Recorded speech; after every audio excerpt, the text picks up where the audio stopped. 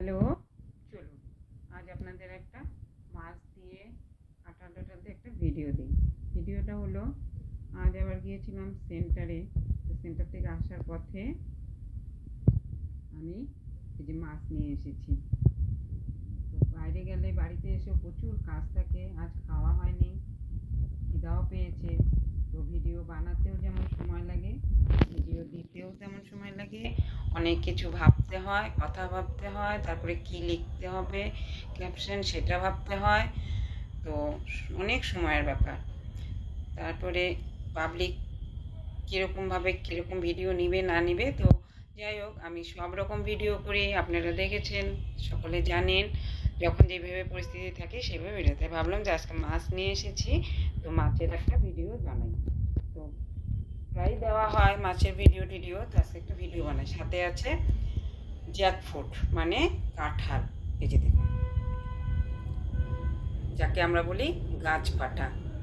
তো বাইরে গাড়ি টাড়ি চলছে, হয়তো এর মধ্যে আওয়াজ ঢুকতে পারে, ভুল ত্রুটি হলে মাফ করবেন, ক্ষমা প্রার্থী। কারণ অনেক কিছু ভুল হয়ে যায়, তো ভিডিও বানাতে বানাতে আবার ঠিক হয়ে যাবে। এই যে হচ্ছে চিংড়ি মাছ, এই যে চিংড়ি। এই চিংড়িটার দাম হলো, এইটুকু চিংড়ি নিয়েছে 200 টাকা। ভাবতে পারেন, মাছ খাওয়া না তো টাকা খাওয়া, কিন্তু কী করবো, মনে চাইলে তো খেতেই হবে।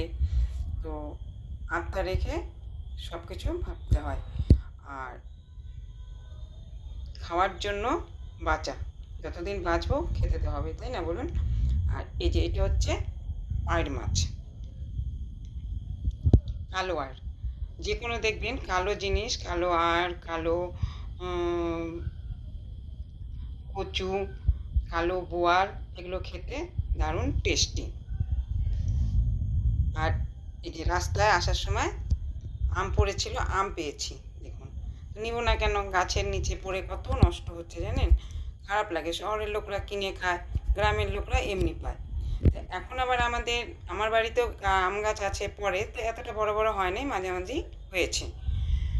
আর এই যে মানুষের বলে বেল পাকলে কাকের কি, এই বছর বেল খাওয়া হয়নি। তো এখন বৈশাখ মাসটা খাওয়া যাবে, এরপরে বেল খাওয়া যাবে না, জ্যৈষ্ঠ মাস পড়ে গেলে বেলে পোকা হয়ে যায়।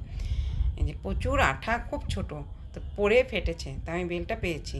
তো বেল আমি মাঝে মাঝেই পড়লে পরে পাই। তো যাই হোক, যার ভাগে যেটা থাকে সে সেটা পায়। তো কথাই আছে বেল পাকলে কাকের কি, সেটাই হলো কথা। তো বেল পড়ে ফেটে গেছে, জানি না ভেতরে ভালো হবে কি না, বলতে পারছি না। আর এই যে কাঁঠালটা দেখালাম, আবার দেখাচ্ছি বলছি। এবার কাঁঠাল হচ্ছে, আমরা বলি গাছ পাঠা, কেউ বলে এঁচুড়। তো ছোটোবেলায় এঁচুড়, বড় হলে পাকা কাঁঠাল, এটা কাঁচা কাঁঠাল। তো এটা হবে তরকারি রান্না। তো কাঁঠাল সব রকমভাবে খাওয়া যায়, যে যেভাবে খায়। এমনিও মশলা দিয়ে খাওয়া, মশলা তো লাগবেই, মাংস যেহেতু নাম গাছ পাঠা, মাংসের মতন খেতে হবে।